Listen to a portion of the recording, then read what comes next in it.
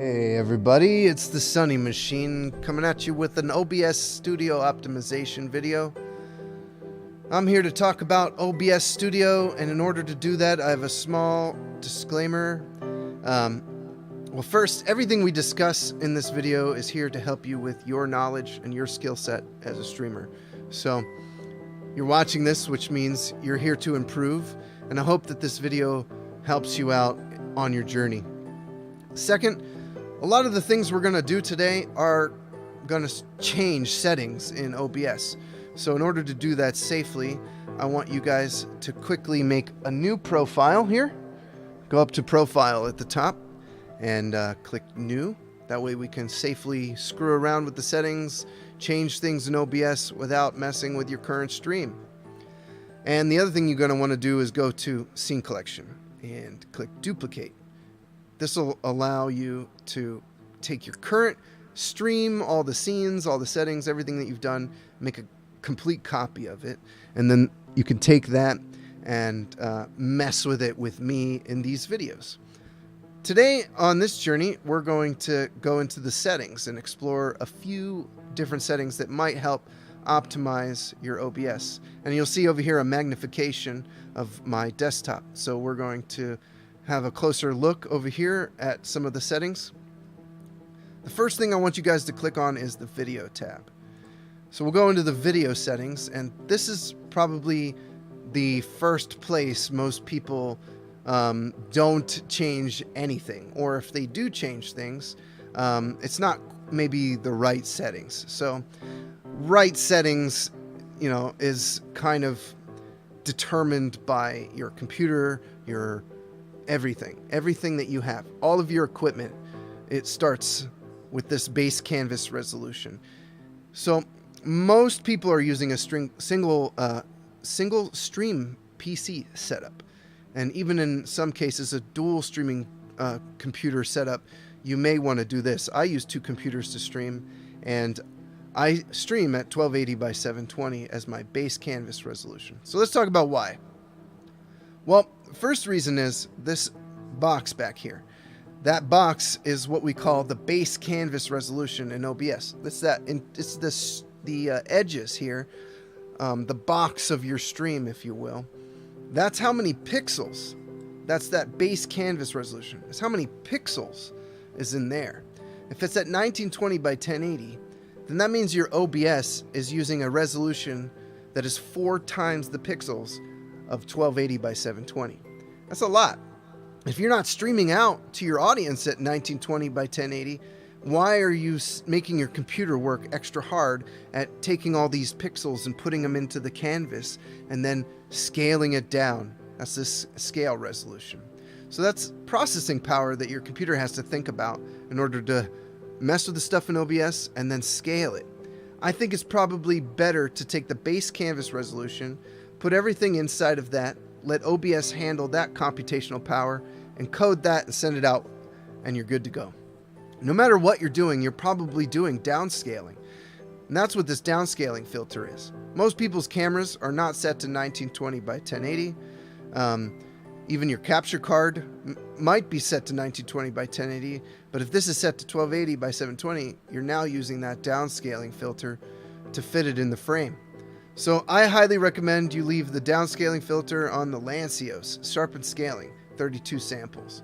You can mess with this if you're having performance issues, but try to leave this at 32 samples.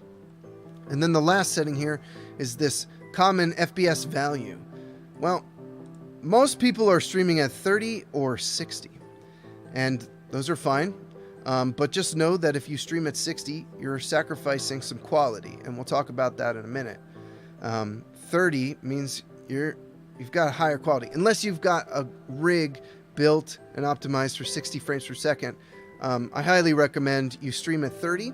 Or if you want a little bit more frame rate and you want to give your audience that nudge of motion so that they don't feel like, oh, it's 30, you have a high-paced game, 48's a pretty good compromise. I prefer 48 myself.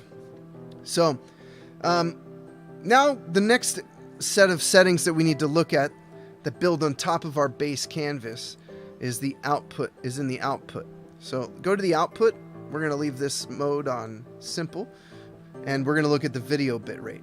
So the video bitrate is totally tied in conjunction, I can't talk anymore, with your encoder and your base canvas resolution.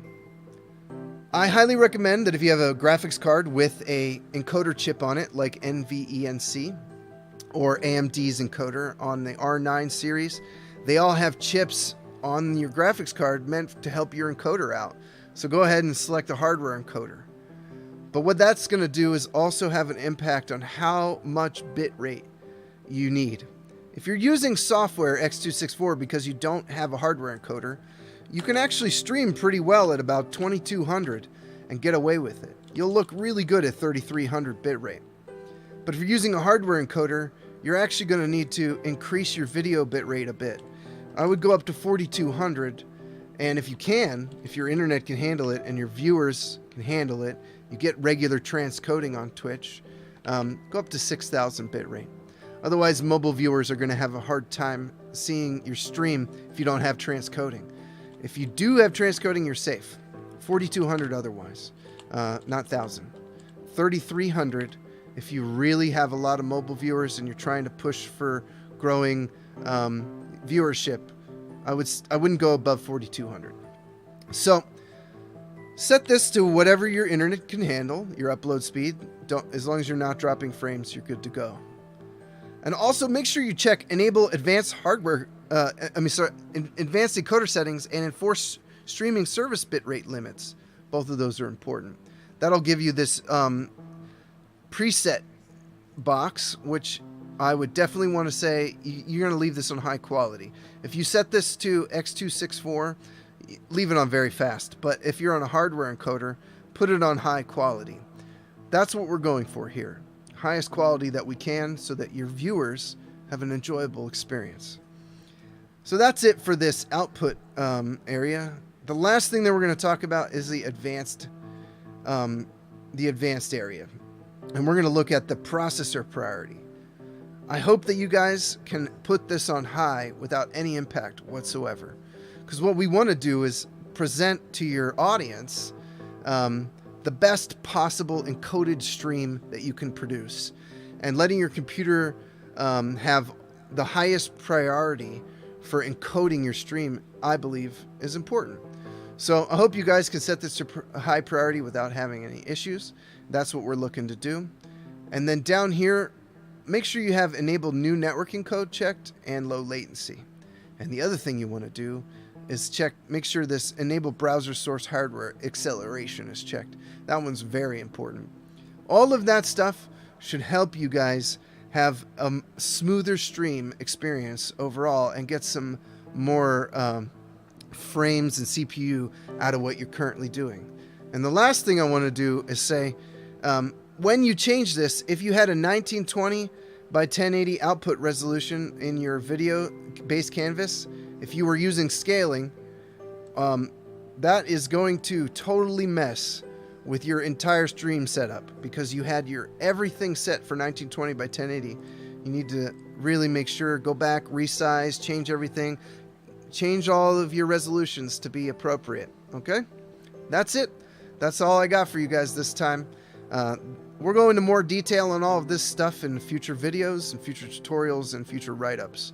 If you guys want to share anything that you're doing or any tricks that you got, feel free to leave them in the comments.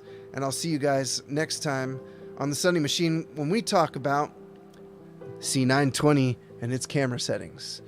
And that stuff will maybe help you guys get a little more CPU as well.